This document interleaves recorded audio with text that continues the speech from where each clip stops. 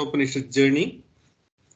Om Shri Gurubhyo Paramagurubhyo Srimadananda Tirtha Bhagavat Padacharyobhyo Namo Namaha Narayana Paripurna Gunarnavaya Visvodaya Stititolaya Niyadi Prataya Jnana Prataya Vibhuda Sura Saukya Dukkha Satkaranaya Vidadaya Namo Namaste Yo Vipralimba Viparita Matiprabodhan Vadan Narasya Kritavan Bhuvidatvavadam Sarveswaro Haririti Pratipatakam Tam Anandatirtha Munivayam Namami Pujjaya Raghavendraya Satya Dharma Rataya Cham Pajatam Kalpavrikshaya Namatam Kamadenavem Sahana Vavatu Sahanau Punaktu Sahaviryam Karavavahai Tejasvina Vadidamastuma Vishvidavahai Om Shanti Shanti Shanti.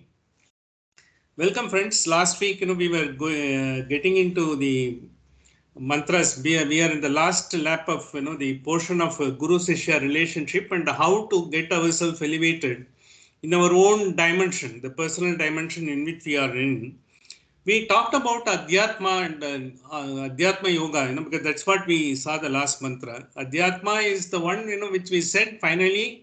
That is the journey one has to undertake to find yourself, the ultimate dimension, ultimate possibility of your elevation. Atma is, we know, all of us, we are all Atma, we have got the soul, it is permanent, it cannot be destroyed, as Gita has said. In fact, you will find some of the slokas from Gita have been taken as it is from this Kathopanishad. I think, as we after the two slokas, we will find that it is absolutely been replicated with little changes in the Bhagavad Gita. So this Kathopanishad has given a lot of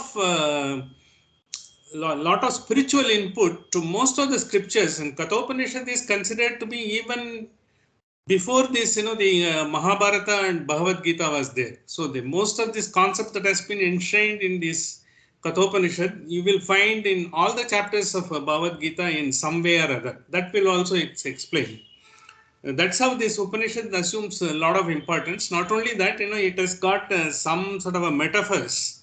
We will also be explaining, how this metaphors, we can relate in terms of our everyday life, as well some of the most important words, like, we might have heard Swami Vivekananda was telling, arise, awake, stop not, when he said that that sentences have been taken from this Upanishad. Uttishta Jagrata, whatever has been taken it from this Upanishad.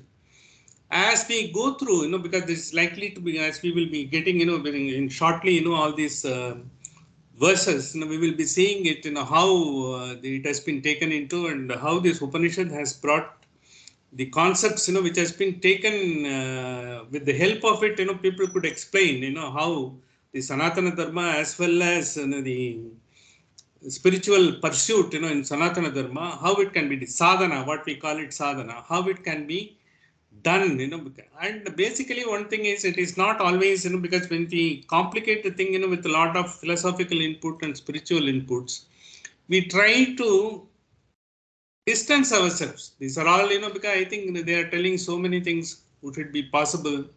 Is it that, because should we make an attempt at all, because is it that, because if we are getting somewhere stuck, because it is not something, which we are experiencing, because most of the things is being experienced is by a very repeated reflection and of oneself. We will also see, how the reflection takes place. Is it really the reflection, and is it that, we need to basically we ourselves can do. What we have to do is we will have to change our attitudes, change our attitude to anything that we are encountering in this world.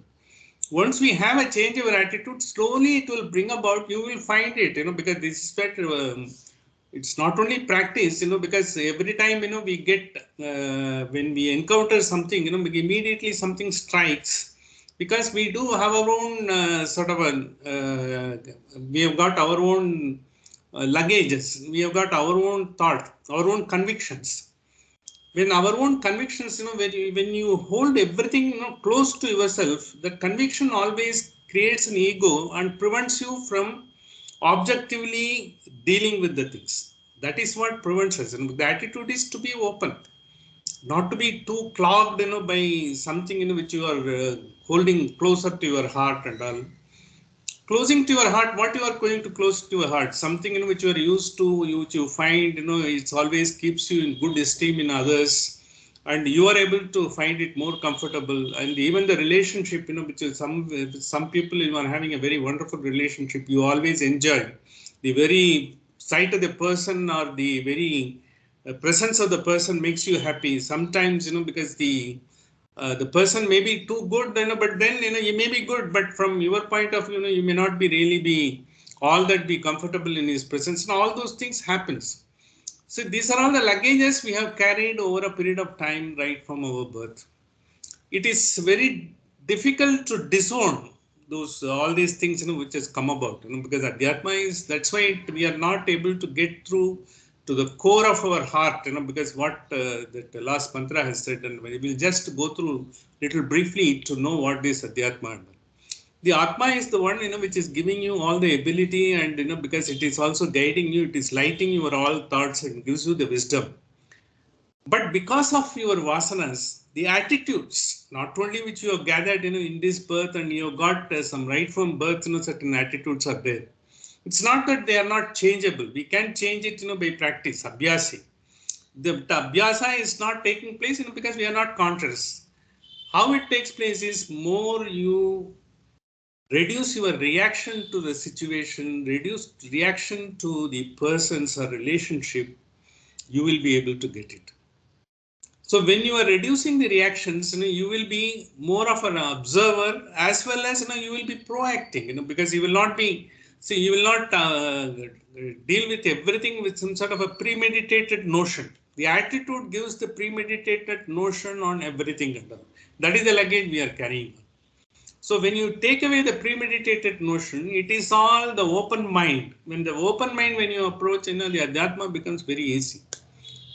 It is basically unclogging ourselves. This Adhyatma, because whatever elevating ourselves is unclogging ourselves, without not, the likes, dislikes, or, because even having some sort of a, I'm having, my own sort of a stamp of, the views on certain things, remove that and all those things.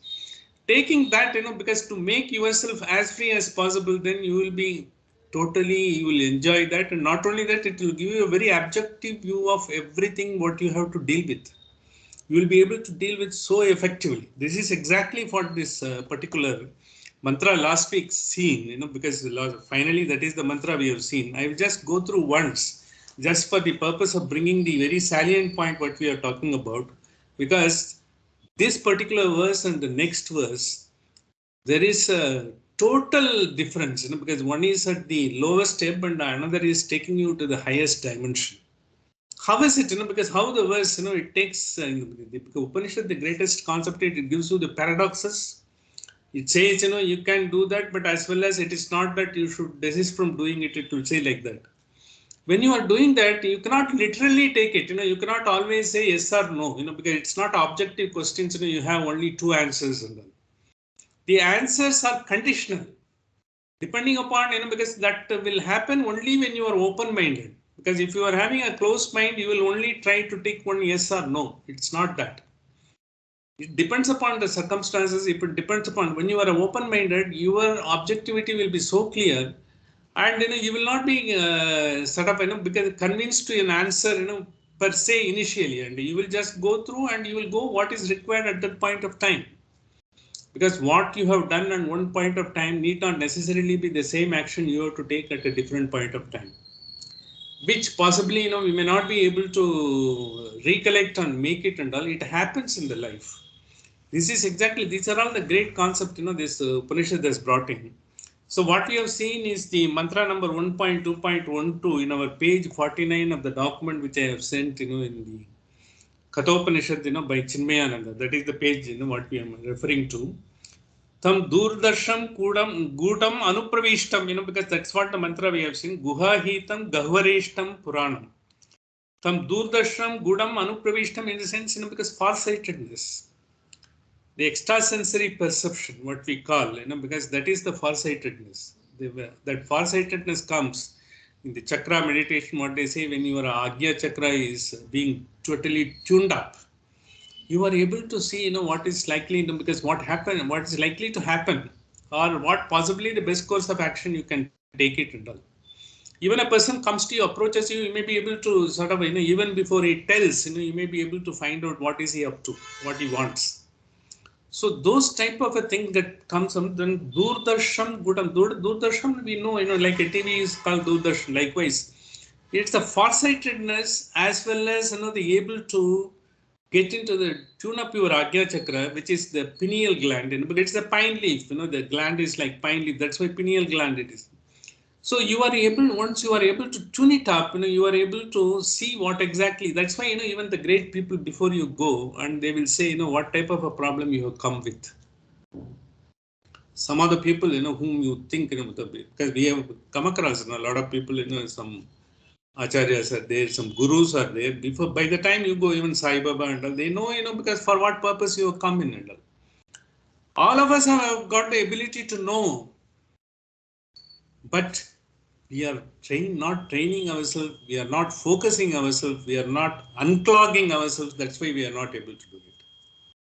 That's why once a person asked him, this Satya Sai Baba, when he was able to, he was materializing everything, he was able to say everything and all. How is that, you are able to say, because he said, like when you enter a house, when you made a house, you constructed a house, you electrified everything, you put the switches, everything and all. As soon as you get into the house, you should know where the switch is.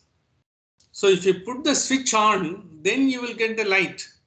And it will be bright, you will be able to see the things. Likewise, once you trained to know where the switch is in you, you will be able to have that. This is basically the Adhyatma Yoga is by reflection and unclogging yourself, you are able to get through, because you get a clarity of the thing. You are not bothered, whether it is going to be beneficial to you or whether it is going to be adversarial to you and all it. That you are not going to be bothered. But you will be able to deal with this is the thing, because should I have to do anything and all. If at all, if I have to do, maybe sometimes you may have to maintain a silence only, because you can't give any advice, nor you can't react, nor is there any purpose of doing it until you will have to leave it like that only. All those things will come. Then Doordarshan Gudam Anupravishtam, because that say that will come when you are getting into the journey. Gudam Anupravishtam in the sense in the heart of hearts, in the cave. Gudam Anupravishtam Guha Hitam, because he is inside a cave, because like, the Atma is the soul, Adhyatma is the Paramatma, what you can call, or this, the consciousness, whatever you call, that is the one, which you are trying to get into, because you just get into the vicinity of it, the glimpse of it, so that it lights up all your thoughts. So when all your thoughts are being lighted up, you are acting based on whatever you have carried, because your wisdom, what you have carried, your attitude, what you have carried, your approach, what you have carried, everything comes into the fore and you are acting it. The consciousness doesn't have anything to do with it. It only lights up. Or the Paramatma is there just to help you, because he gives you the power to do it. The power to think, everything he gives, but finally you are doing it. So that is where the difference happens. That when it happens, very often are we able to do the right thing what we wanted to do. Very often, because you may find we wanted to do something by virtue of the habit or by virtue of our own, because the training, we may be doing something different. Even if sometimes you may feel, I should have done like this in a particular situation. You are capable of. You know that, but you could not have done that. You might not have done that. How it happens? It is exactly what Duryodhana was, when she was asked, because how come, because you have been trained by, all the gurus like Pandavas, all Dronacharya, and they have all been brought up by all these gurus only. They were all in the same household. But why he had the attitude which the others don't have? Why Duryodhana had a different attitude and all? So he confessed, I know what is dharma and I know what is adharma. I know what is pravritti and what is nivritti. Despite all these things, something inside me, some ghost, that is preventing me from doing it. That's what he said. Duryodhana, when he said, he confessed, because it is, he is not that he is not aware of, he has been given the same training, like all the Pandavas and everything and all. He is also very capable, because his discussions and all, he is able to analyze, he will be able to appreciate and all. But despite that, he is not able to do. It is because, because when you are reacting, you are reacting far ahead of others, because you want to be one ahead of, you are jostling to do something, and in that process, you are not able to regulate what you wanted to do and all. That is how it happens. This happens to everyone. This is what the Upanishad points out. Whether we agree or whether we are able to recollect, or we may think, look, always I have been doing everything and all. It's all because we think that's what we appears to us, but it may not be the case. That is exactly what this Upanishad says. Tam durdarsham gudam anupravishtam guhahitam gahvareshtam puranam. Gahvareshtam in the sense, when you leave all the desires, because you have become eligible for muktas, you become almost one who is devoid of all the desires. You are elevated soul.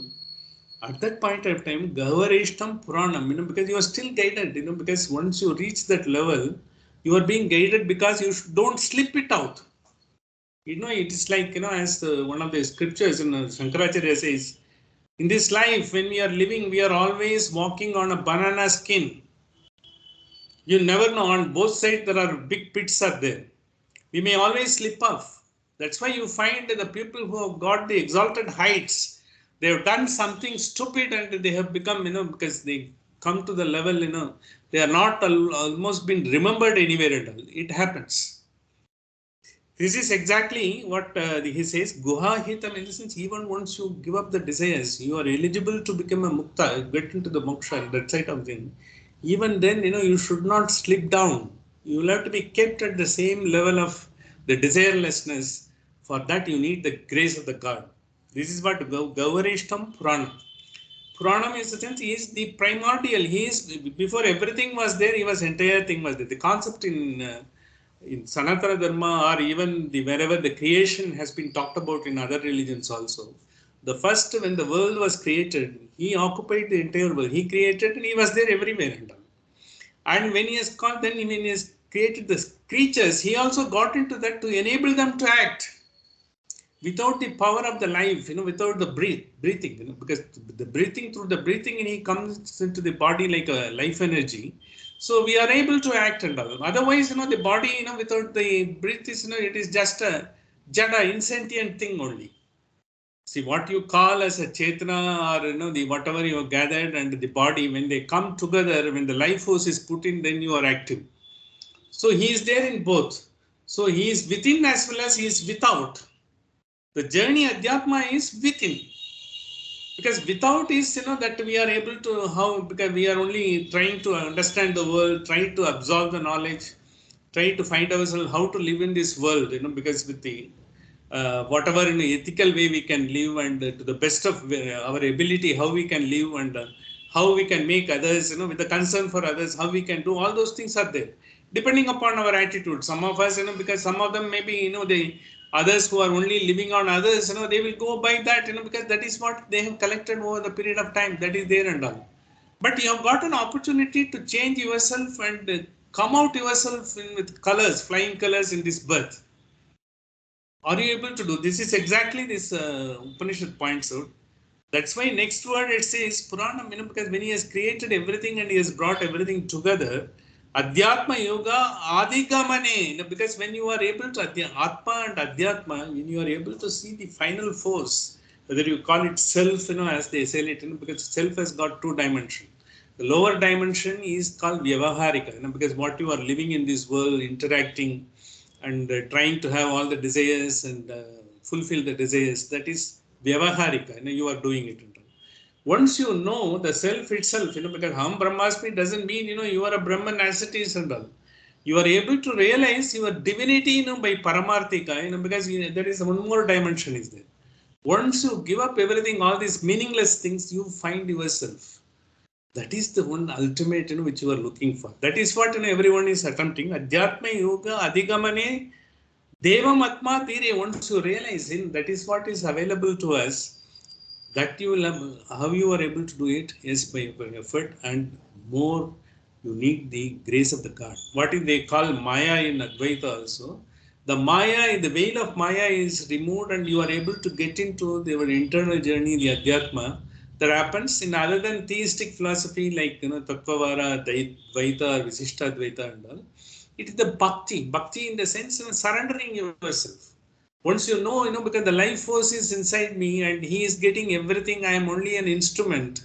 Once you have it, the ego part goes off and you are trying to focus on what you have to do at that point of time to the best of ability with all the attendant skill you have gathered to with the concern for everyone else as well as for the nature as well as the other beings. When you are doing it, that is the highest way of living. So that Adhyatma once you realize zero harsha soke jahati, because in the sense you are neither get enchanted, you don't get into the exuberance, nor you are getting down in the dumps, because just because you are in a deep trouble at all. Neither it happens. You give up all these things because neither none of them have got anything at all. Because the reason for this is thoughts. Thoughts make you, very happy, elevated and all. The same thoughts make you depressed, whereas you don't have any reason to be depressed. So the Adhyatma, when the meditation and all, when they talk about, what they say is when you are elevating your energy from the Muladhara chakra, from where you are focusing yourself and finally coming into that. So finally you got the Manipura, Swadhisthana, and then you got Anahata chakra, what they call is heart chakra. The heart chakra is the place where you are, whatever this Upanishad says, or even the Sanatana Dharma, the Paramatma is, or the self, super self is, or consciousness is supposed to be residing.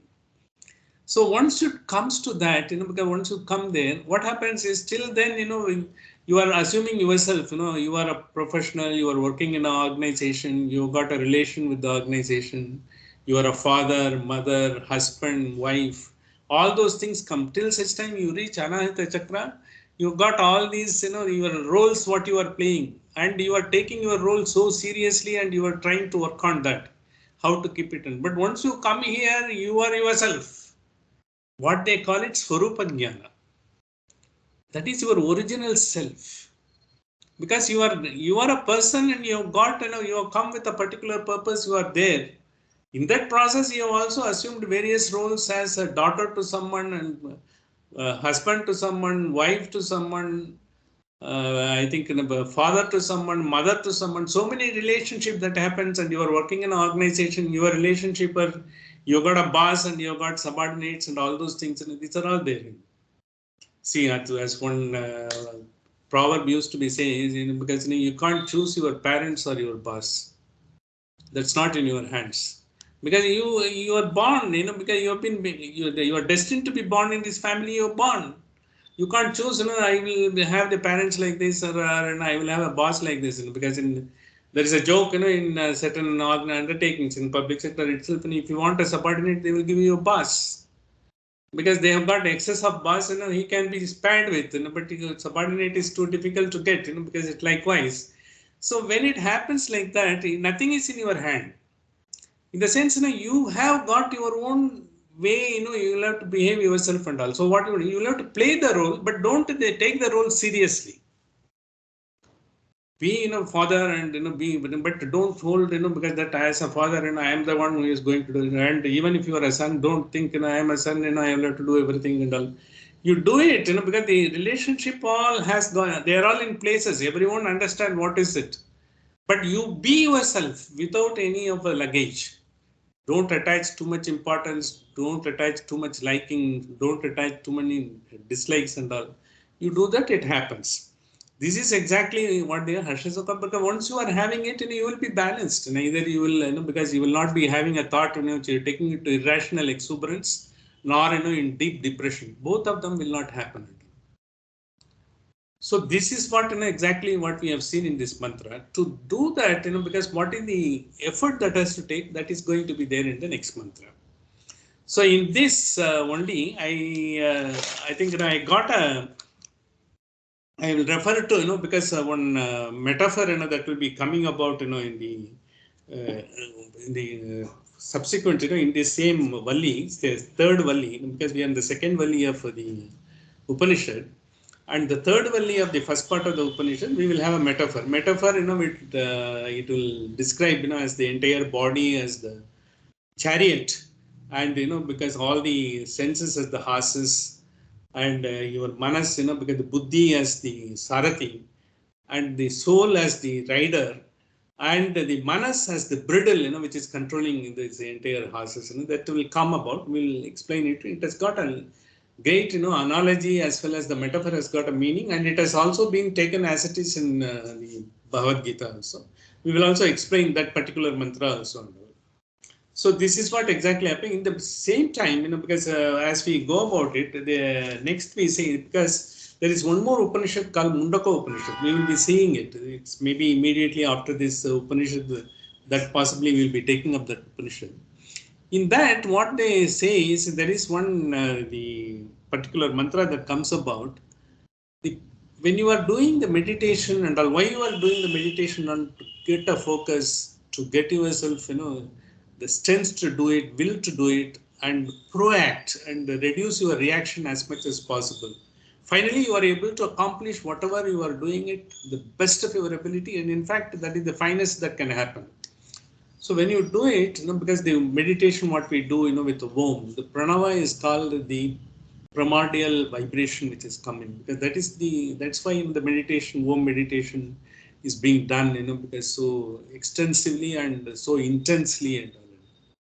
So when pranava, when it is the supposed to be the bow, and your soul is the arrow, Atma is the arrow, and the Brahman or the primordial power, is supposed to be the mark. So finally you are focusing, with the Om, this pranava, and the Atma is the arrow. You are sending it so that finally you reach the mark of the final liberation, or whatever you call it. That is the primordial power, you reach him. So when you reach that, you get that, and because Advaita says you become part of the mark itself. You become the self itself, will become something like that. But others say no, it is a mark, but you will have all the qualities, bliss that is available in the mark. This is an analogy that comes. It is again a metaphor used in the Upanishad. I just brought it. It is similar to that. Likewise, the next mantra also says here, you realize and you think, you will have to do that. But how to do it is going to be said in the next verse. The next verse, you can take in the page number 50 of your document.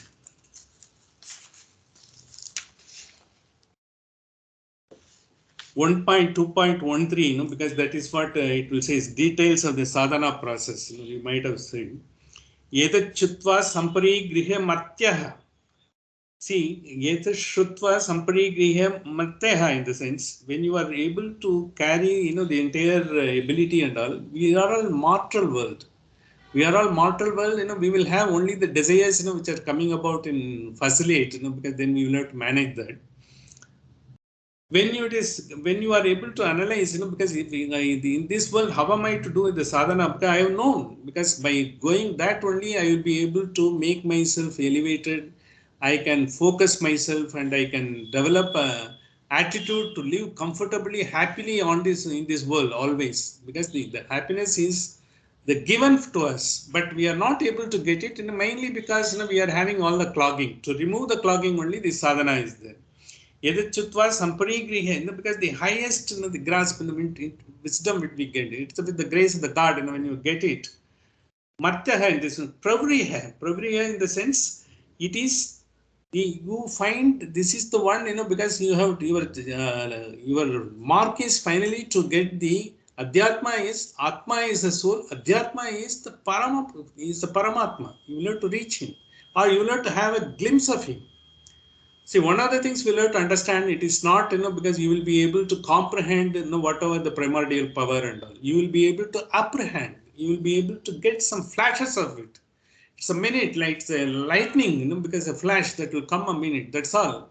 Even that would be, even that is a great achievement to get that a flash.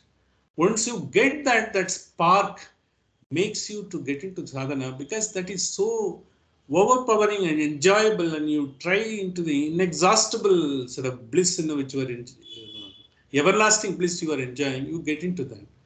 But it is the primordial power, what we are describing is beyond our comprehension, because it's omniscient, omnipotent, in the omnipresent, everything. You will not be able to comprehend him. You will be able to apprehend him.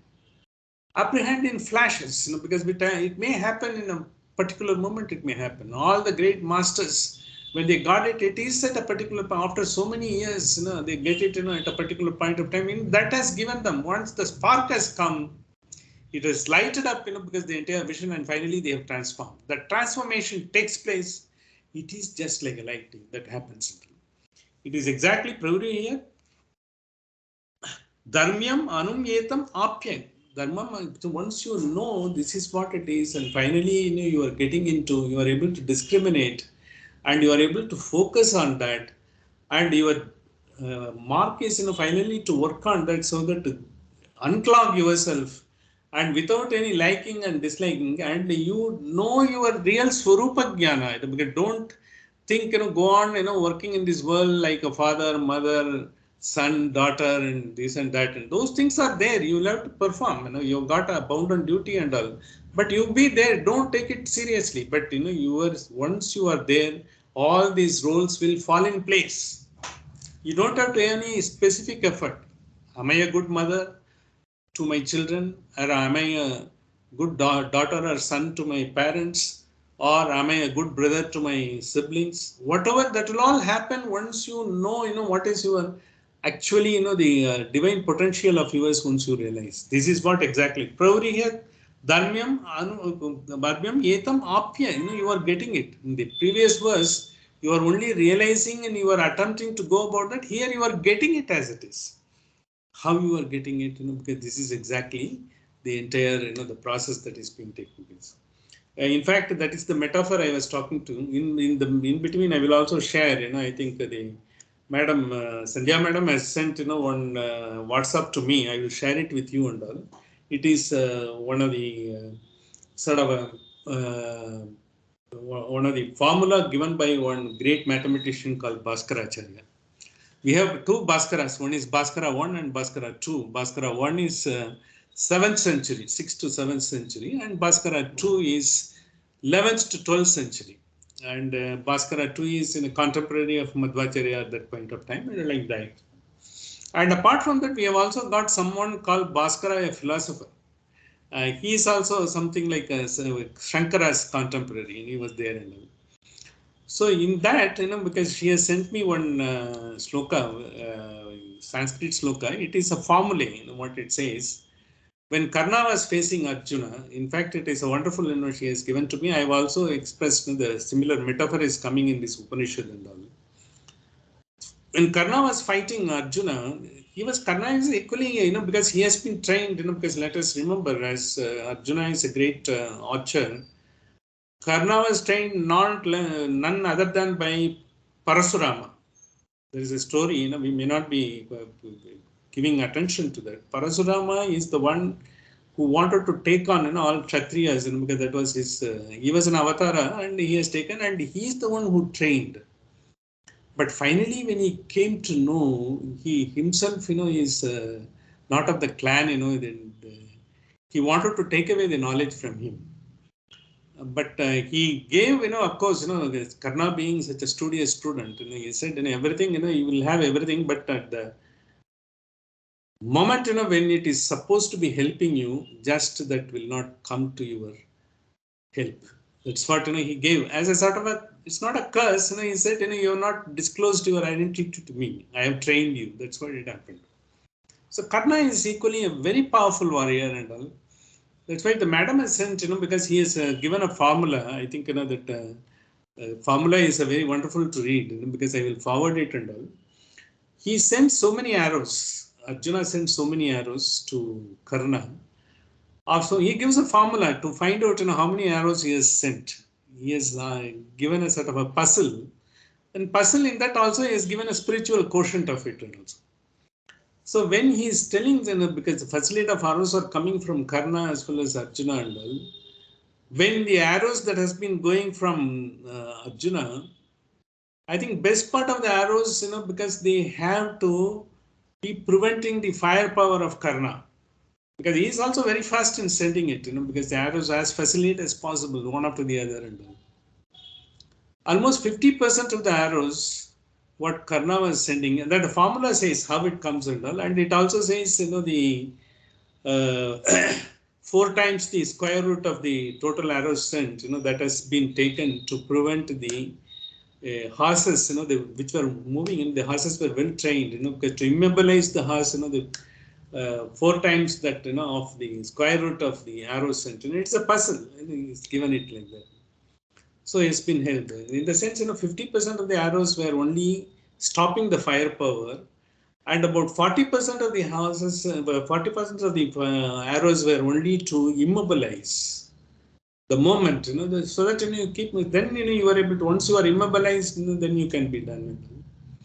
And his Sarathi was Shalya. Shalya was, of course, he is basically a Pandava Paksha, but by virtue of quirk of the things that happened, he had to be a Sarathi of Karna. He had a soft corner for Arjuna and all. So he had at almost, it took 6 arrows, to keep him in control, because because it didn't take much, because he is already sort of fairly well disposed towards Arjuna. He didn't do it. And 3 arrows were sent, to take away, his crown, as well as the immobilize the chariot, as well as immobilize him, because to do what to do and all. And finally, the one that finally took away, his entire life. It has been given, and because it's also got a metaphorical anecdote, because that I will send that to WhatsApp. It's wonderful, all of us can read that. The 50% of these entire arrows are sending the firepower, in the sense desires. 50% of the sadhana what we do now, you can take it as more than 50%. In fact, just about 50%, or best part of your effort is just to warding off the desires. Because desires like facilitate, they come one after the other.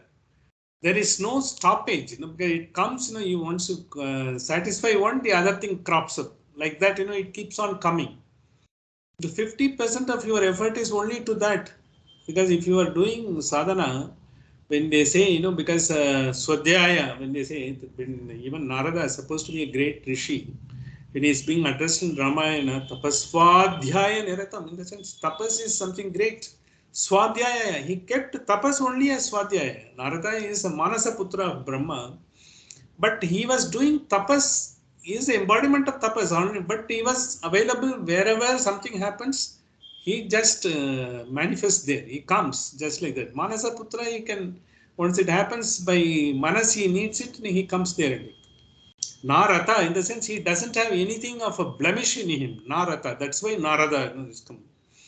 So when he, likewise, when it is there, and when you are doing so much, the effort is more in keeping out the clogging and preventing the desires further to take away your strengths.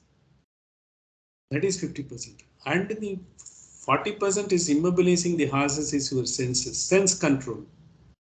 Sense control, all the sense control, because you Sabda Rashas Sparsa Gandha, because what we say, because Tanmatra, we say it. All these things, the senses, because we have seen in Kenopanishadam, what we have, Shrotrasya Shrotro, Manasasya Mano, Sachutra Satchu, Ajimucha Diraha, Pratyasma Loka, Amrita Bhavanti. It is not the eyes which sees. Your object is not what you are seeing with your eyes, what is available to you. Your eyes doesn't have any discrimination. It will also see good sort of a scenario also. It will also see sort of a bad scenario also. You will also see a pornography. You will also be seeing, you will be opening a divine book and a scripture. You will all be reading everything. It doesn't discriminate. But what discriminate is what makes you to see. Stotrasya sotram satchu. What you are hearing is like that. You may be hearing you will be hearing all sort of nonsense all around. But for you to grasp what you want, is that what you are training yourself to do it, and what is making you to hear. That is your objective, is to finally get that power which makes you to see, which makes you to that. Because that is what, the senses you will have to get to, not the senses per se. That's why I sort of shared some time ago, because Sant Jnaneshwar is, very famous Amrita Katha, it's Amrtanubhav, because when he has written one, he says it's good, senses have to be controlled and all, but at least control one sense. That's what, the Sant Jnaneshwar says. What is that sense? That is your mouth. Rasa, rasna, because it gives the taste. Vacha, because it gives you the words. If you are able to control one sense, it will take care of all other senses. This is exactly, because when you are loose-tongued and when you are, because you are not able to have your control on your food or, even your taste, everything and all, that is the one takes away and gives rise to other senses to sort of follow the same. This is what Sant Jnaneshwar said. And in fact, because when the Upanishad says you control all the senses, he gives a very key how to do it. And all. When you talk, you should talk so sort of sweetly, the other person would be longing to hear what you are about to talk and what you are willing to listen to you. So when you are, because what we talk is, when we talk all our ignorance, we bring it out and give it and all. But when we listen, we get it. But we may not be always listening. We may be hearing. It may not be going in. That's why Kenoperation Shrotasya Sotram. Because you have to get what you have to get. You focus on that. That is what is going to take away. Likewise, the sense control is very important. And that, because the high five houses, which has to be controlled, the most important has to be controlled is the vacha, as well as the taste. That's what Amrtanubhav says. But you have to, that automatically brings about the control of all senses. And the senses are controlled, your manas, the thoughts that is coming out, the thoughts will be filtered. In fact, there will be no thought. There will be one or two thoughts that will be coming out, but the highest thought, it's a noblest thought. In fact, it is elevating to you whatever you are doing. You are a scientist, you are going to be doing something phenomenal. And then if you're a lawyer, you are going to be sort of outstanding lawyer, because anywhere, your legal knowledge will be unparalleled. Or you are going to be someone, even you are going to be ordinary person also, your skill will be so fully embellished, you will be able to get always the best out of it. That is what will come. Once it comes, because the Shalya, the Sarathi, because who is giving in and all, because in the sense and all, the Manas, which is the bridle, which is being controlled, the Buddhi is the Sarathi. The discrimination, the Shreyasya Preyasya, which we were talking about. What is good for us? क्या अच्छा होता है, क्या अच्छा लगता है, they are different. अच्छा होता है, that is the Shreyas. अच्छा लगता है, that is the Preyas. The Shreyas and Preyas has got a root word. Shrey is got a she as the root word. Preyas has got the Pri as the root word. Shrey is the Prakriti, Mula Prakriti. She gives you everything. There's a Lakshmi. She's always, she is the heart of, she's by the side of Vishnu and she is on that, the ocean of milk and all when we say, because she is the one, she is always giving you the right thought. But always, let us remember always this Upanishad also says, both of them, all the desirable thoughts and delectable thoughts, both of them will knock at your door simultaneously. For you to, because which one to go, because immediate happiness, ephemeral happiness, temporary happiness, you go with that and all. But it is not that always, because it may happen like that, because we are all mortals, we have our own sort of comfort zones. To be comfortable is the sort of purpose of the life as it happened, as we are living. And so what happens is, by once you are giving a thought to that, is it that, because can I be, without this, supposing if I go to a small village, there is no electricity, can I live? Or you are going to Alaska, because it's somewhere, the worst of winter, you will not have anything, will you be able to survive that? I think in this context only, I will just go close with a small anecdote, which will say, we are all imagining the things because we think, we are in a comfort zone. When you are in a comfort zone, you will never be able to get the things. When you are flying a flamboyant crust, you will not be able to understand. But when you are deep down, thrown into the disastrous situation, then only you will be able to bring out your best. That is the human tendency, because when you are forced, you do that and all. Viktor Frankl, whose experience I shared sometime in the Kathopanishad days, I'm just bringing it to the fore. What was his situation? He was an outstanding psychologist and psychoanalyst, and he was in Austria. He was respected everywhere. And in fact, he was Sigmund Freud, and perhaps, he was almost been a contemporary and a competitor of Sigmund Freud. The Viktor Frankl, because he finally, because the genocide that was taking place, Holocaust that was taking place, he was in one of the Auschwitz. He was sent to the gas chambers. He was just waiting there. He was seeing his fellow people, and because his own cousins, they are being taken into the gas chamber.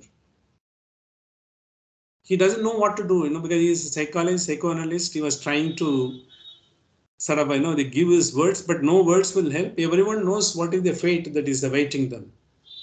His turn, because then what he said, he was trying to wait for his turn.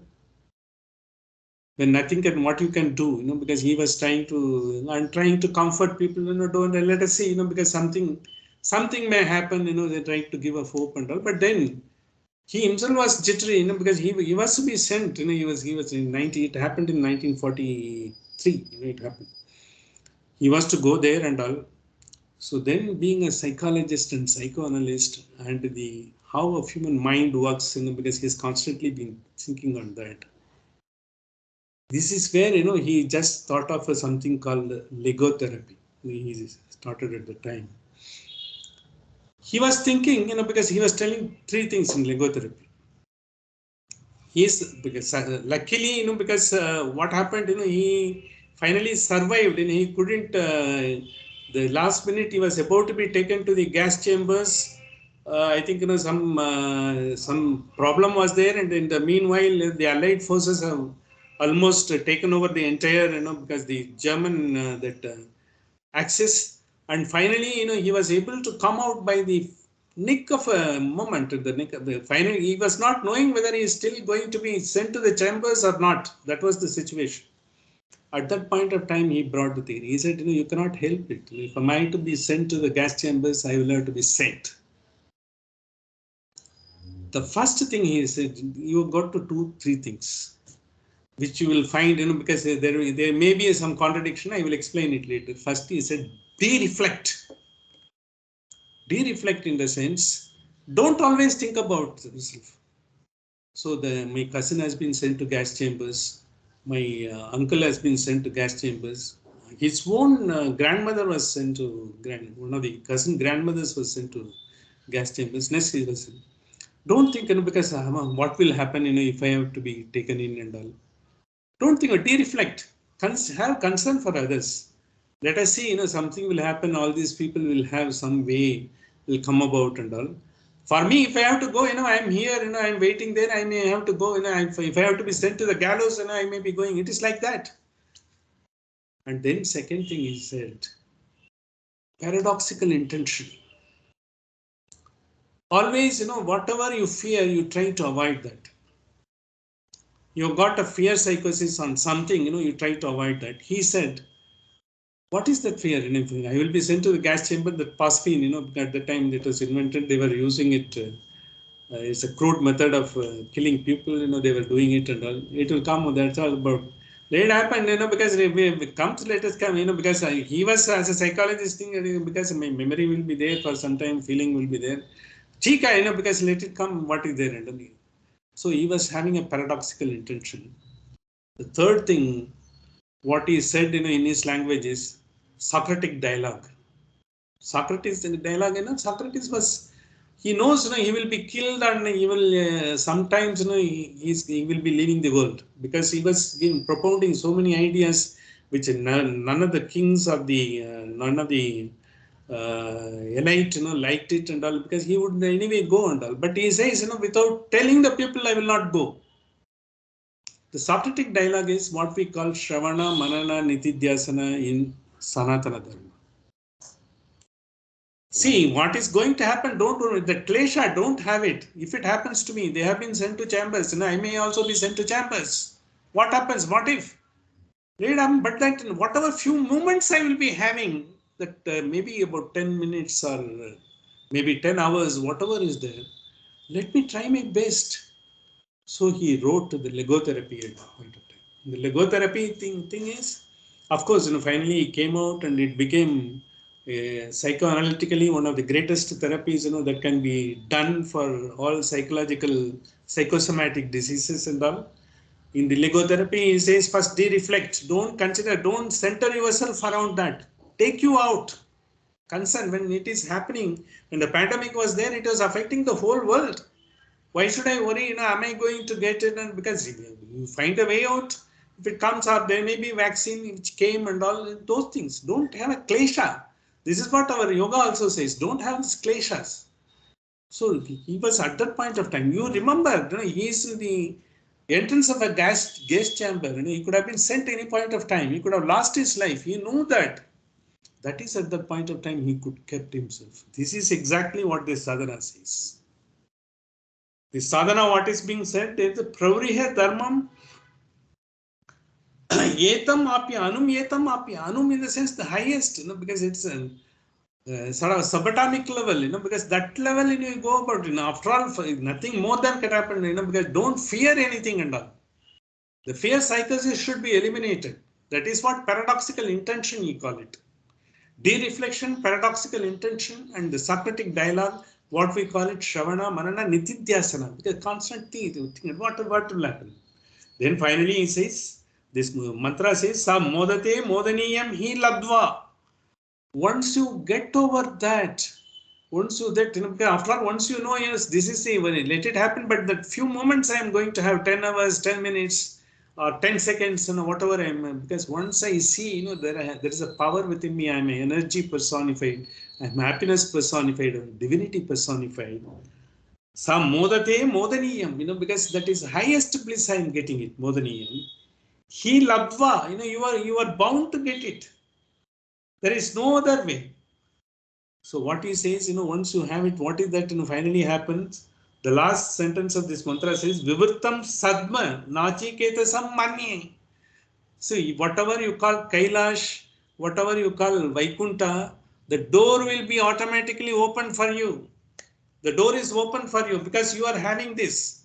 I just quoted this incident, because normally we try to explain, when everything is, when you don't have, you are always, everything is going good and you are only with a limited thing, you are thinking, everything is hunky-dory. Whereas Viktor Frankl, he has been thrown into a situation where he has come out with a logotherapy. It is helping the entire mankind. In the psychoanalysis, it is one of the greatest contributions that has been made by him. Not, when everything was hunky-dory, when he was being celebrated, in the universities and all, he was in the front of the gas chamber. This is exactly Adhyatma. When you have so much of fearlessness, when you are able to face anything, this is exactly what he said. Once you have it, even once you are having such a conviction, once you are having such a sadhana, and when you are able to, once you are able to find a divinity and to be happy, even 10 minutes or 10 hours, you are able to reach, and have a glimpse of your Paramatma. It's there. Whatever time I am going to live in this world, I will have to live happily. I will have to live, because enabling others to live happily. This is exactly what it happened. Nachiketa is some money. In the sense, Nachiketa, I think you are much above everyone, because likewise, I want everyone else to be. He says entire mankind should be like, they should get the benefit like Nachiketa has got it. So what I say is, basically you try to have, all your desires, you leave it and all. What desires you will have in front of a gas chamber? You can't have, because I want to have a Benz or, I will be driving down here and there and I will be going to Salzburg or here and all. The man was put behind, but when he came out, that is the time, because he being the only advantage God has given him was he is a psychologist in psychoanalysis. Not only that he was able to analyze others' mind and others' thought, he was able to apply it to his own mind, his own thoughts. That is how he brought that logotherapy and did it and all. This mantra says, and I quoted the incident just to bring about the seriousness, with which the sadhana has to be done and all. Don't give up, because if I have time and I am doing it, even you do it as if, you've got only the time, at the whatever time available right now you will have to do. That's what Kathopanishad means. Right now, here in this body, you try to get whatever bliss you are supposed to be getting, and otherwise you will be wasting your entire time. It is a catastrophe for you. The very purpose of life is to get the best out of it right now, here in this body, in this mind, in this experience. This is what exactly it says. With this, I will try to conclude, because this mantra little more is there and a spiritual quotient of it. And I thank Sandhya madam for having sent that WhatsApp, and I will be sharing it with you. And I will also be talking about the Bhaskaracharya philosopher, who is a contemporary of Shankara also, in a different context next week. Today I am concluding today's sessions, and then we will go for a small meditation. I have taken Navagraha Suktam, because now people are talking about a lot of planetary movements here and there and all. So I'm also getting a lot of WhatsApp and people. Just for the purpose of as a matter of interest, none of the planetary movements are going to affect you and all. It is going to affect themselves only, because they are in the cosmos. They are going to be there. But as far as we are concerned, they like the satellites, because our own thoughts are also going around us, to have them, because they are also having their moments. Sometimes they are in a blissful moment, and they have sometimes in a wretched moment. To have them around, these things helping. This mantra helps you. The vibration of this mantra helps us in anchoring our thoughts and our mind to the highest purpose. Then we will go for a small meditation. I will conclude with this, the episode what we have talked about. Sahana bhavatu, sahana bhunaktu, sahaviryam karavavagaihi, तेजस्विनावतीतमस्तु मा विश्विदावघैः. Om Shanti Shanti Shanti. We will just go for